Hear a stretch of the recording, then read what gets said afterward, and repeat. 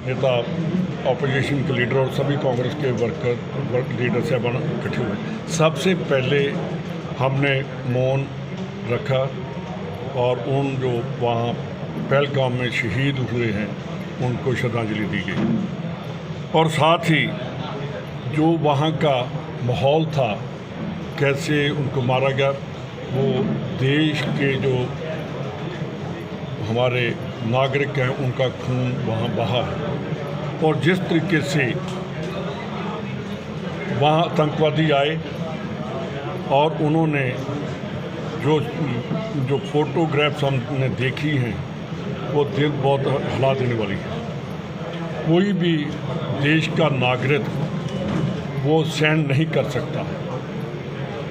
और जब मैं अभी देख रहा था मैसेज कि 10 बार पाकिस्तान ने हिंदुस्तान के अंदर आकर उन्होंने अटैक किया, ये 10वां अटैक है। 2 अटैक तो मेरे अपने डिस्ट्रिक्ट में जहाँ से मैं MP हूँ 2015 और एक उसके बाद पठानकोट वाला, और जो दीनानगर का अटैक हुआ था उसमें उस टाइम 7 लोगों को आतंकियों ने मार दिया था, उसमें आतंकी भी मरे थे। मैं आज ये कहना चाहता हूँ कि इस दौर में जो हम आतंकवाद के अगेंस्ट लड़ाई लड़ रहे हैं, पूरे देश के आम नागरिक और सभी पार्टियों को इकट्ठा होकर एक ऐसा जवाब देना चाहिए जो पाकिस्तान पूरा याद रखे। देखिए, राजस्थान और पंजाब, ये इनका सबसे ज़्यादा अगर कोई बॉर्डर लगता है पाकिस्तान के साथ, राजस्थान और पंजाबियों का है। और जैसे पाकिस्तान प्रॉक्सी वार अगेंस्ट इंडिया थ्रू बॉर्डर लड़ रहा है, उसका हम अच्छी तरह से जवाब नहीं दे रहे। अकेला बॉर्डर को बंद कर देना कि वाघा बॉर्डर को बंद कर दो, वो बंद करने के नहीं है। उनकी पाकिस्तान की जुबान और जो हमले कर रहे हैं उनको बंद करने की ज़रूरत है। देश आज देख रहा है कि पाकिस्तान के जैसे 71 में 2 टुकड़े किए थे, अब आतंकियों के और पाकिस्तान के 4 टुकड़े कर होने चाहिए ताकि वो कभी आंख न उठा सके हमारी तरफ। ऐसा उनको एक टेररिस्ट जो कंट्री उसको डिक्लेयर करना चाहिए। प्रधानमंत्री को पूरे वर्ल्ड में जाना चाहिए, जैसे इंदिरा गांधी ने 71 की वार में अशोक जी को पता है कि पूरे वर्ल्ड का टूर किया था और पाकिस्तान के प्रेसिडेंट को दिखा दिया था कि इंडिया नहीं झुकेगा।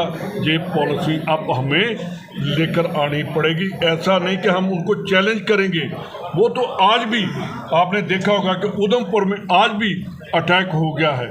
यार, वो तो हर रोज़ अटैक कर रहे हैं। हम कह रहे हैं कि हम ऐसा करेंगे। पूरा देश आज हिंदुस्तान का एक एक नागरिक हिंदुस्तान की एकता के लिए खड़ा है। और मैं प्रधानमंत्री जी को एक रिक्वेस्ट करता हूँ कि ED, CBI, इनकम टैक्स और जो ऐसी और हैं उनको अपने आप को बचाने के लिए देश को बचाने की बात करो। बीजेपी तो बच जाएगा, पहले सबसे पहले देश को बचाना होगा। ये मैं उनको कहता हूँ कि आप हमने जो मीटिंग भी की है, सभी चिंतित हैं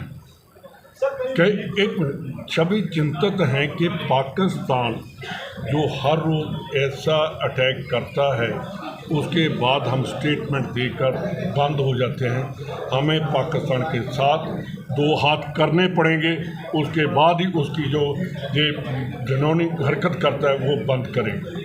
आप अभियान AICC ने दिया है और पूरे मई महीने में वो चलेगा। उसकी शुरुआत आज प्रदेश कांग्रेस कमेटी की बैठक के साथ में हुई है। 28 तारीख को माननीय हमारे राष्ट्रीय अध्यक्ष खड़गे साहब आएंगे और रामलीला मैदान में एक बड़ी रैली को संबोधित करेंगे इसी क्रम में। और उसके बाद में जिलों और विधानसभा क्षेत्रों के प्रभारी आज ही प्रदेश कांग्रेस कमेटी सभी में लगा देगी और वो जाकर के जिलों में और ब्लॉकों में बैठक करेंगे। और 28 तारीख को ज़्यादा से ज़्यादा जो पदाधिकारी और जो वर्कर्स हैं वो आएंगे। और उसके बाद में जो जिलों के प्रभारी और जिलाध्यक्षगण हैं वो ज़िले के अंदर एक टाइम दिया है 10 दिन का, उसमें ज़िले में रैलियां करेंगे, उसके बाद में हम लोग विधानसभा वाइज रैलियां करेंगे और उसके बाद में हम घर घर संपर्क अभियान जो हमारा है वो मई के आखिरी महीने में चलेगा।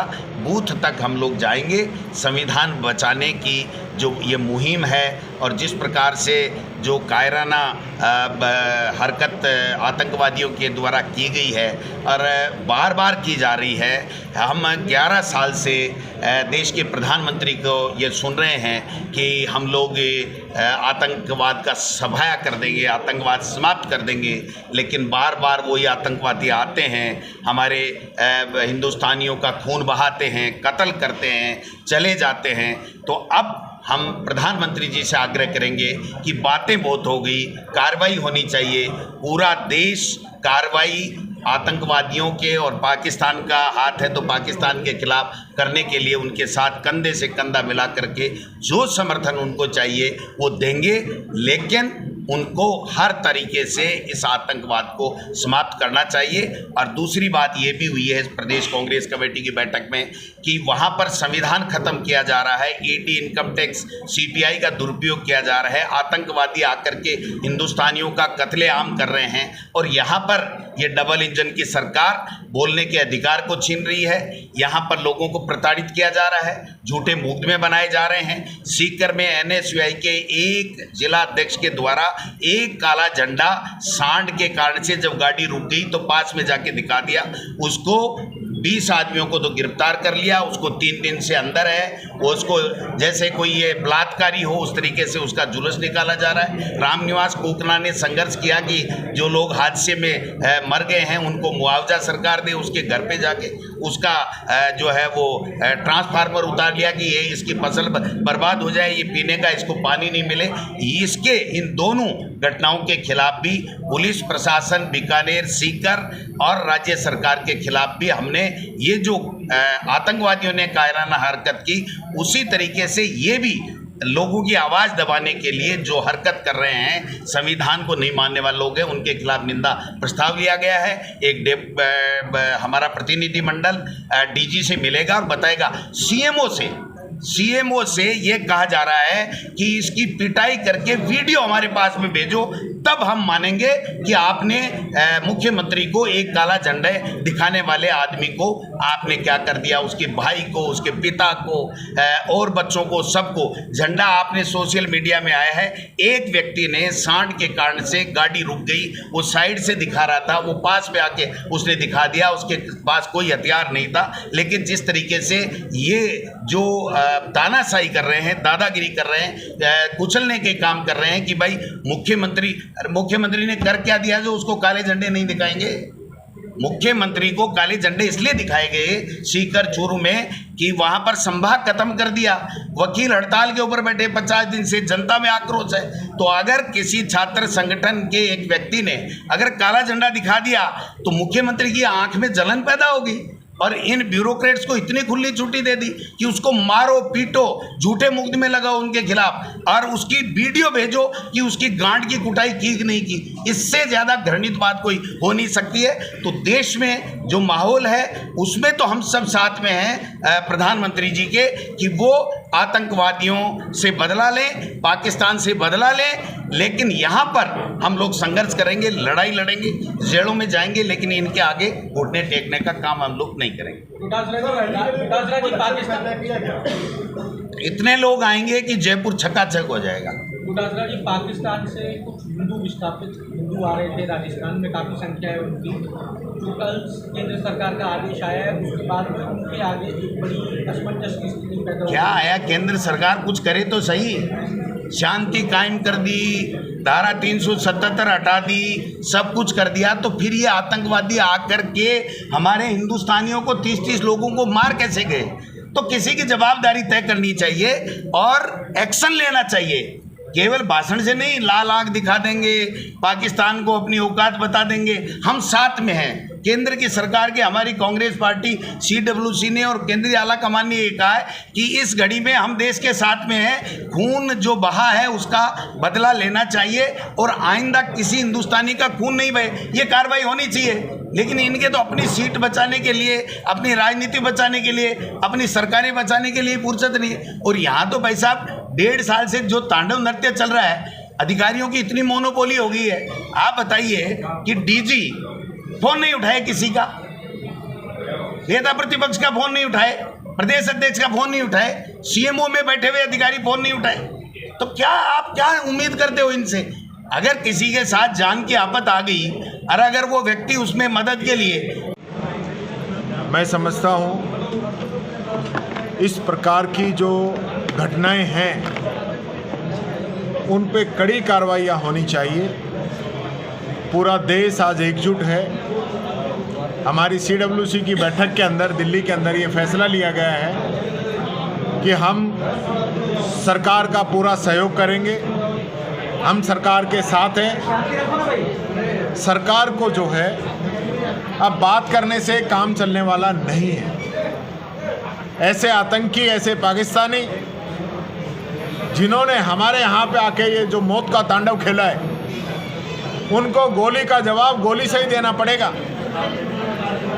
बात करने से काम चलने वाला नहीं है। ये छोटी मोटी जो बातें हो रही है ना, इनसे काम चलने वाला नहीं है। इनका पक्का इलाज करना चाहिए, ये बात मैं कहना चाहूँगा। ये मेरा निवेदन है प्रधानमंत्री जी से कि आज पूरा देश आपके साथ है, आप निर्णय ले लीजिए और ऐसे जो आतंकवादी हैं और ऐसी आतंकवादी गतिविधियों में जिनका सहयोग है, उनके खिलाफ कार्रवाई करिए। ये बात मैं कहना चाहूँगा।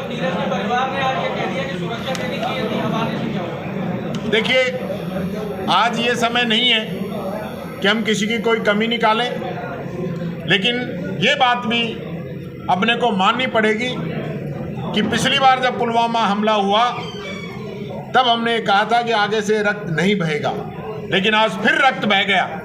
फिर हमारी माताएं बहनें विधवा हो गई, फिर माँ की गोद जो है खाली हो गई। तो ये आखिर कब तक चलेगा? आज तो सब कुछ, पूरा पक्ष विपक्ष सब लोग एकजुट होकर हम इनको समर्थन कर रहे हैं, उसके बावजूद भी ये कार्रवाई नहीं कर सकते क्या? इनको कार्रवाई करनी चाहिए।